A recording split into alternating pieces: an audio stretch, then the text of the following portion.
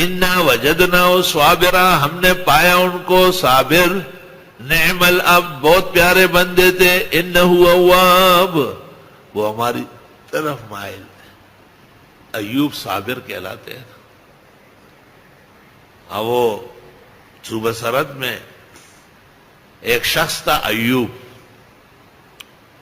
ایک دن اس کی والدہ فوت ہوئی، چند دن بعد اس کی بھینس مر گئی، پھر اس کی بیوی بیمار ہوئی یا حادثے کے شکار ہوئی۔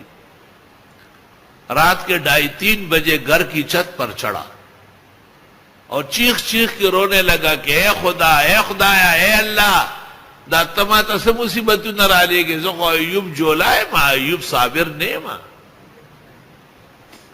سارا محلہ جمع ہوگا کہ ایوب چھت پہ چڑھا ہے اور اللہ تعالیٰ سے کہتے ہیں میں ایوب جولا ہوں، یہ کیا کیا مصیبتیں بھیج رہا ہے۔ کہتے 30-40 سال تک اس گھر میں کوئی حادثہ نہیں ہوا۔ اللہ سنتا ہے نا۔ اللہ، یہ بات اپنی جگہ واضح رہے کہ شاہ انور شاہ صاحب نے لکھا ہے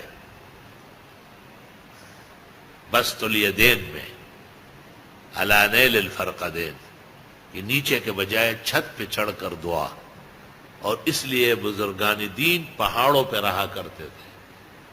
فرق ہے خاتون کے لیے جتنا اندر ہو، حسین سے کمرہ، کمرے سے تہخانہ، اور مرد کے لیے بعض اوقات جب مناسب وقت ہو تو نیچے کے بجائے اوپر کی جگہ زیادہ موزون للتقرب والتقدس ونجابت الدعوات ہے۔ دیکھیے شاہ انور شاہ کی کتاب بسط الیدین علی نیل الفرقدین۔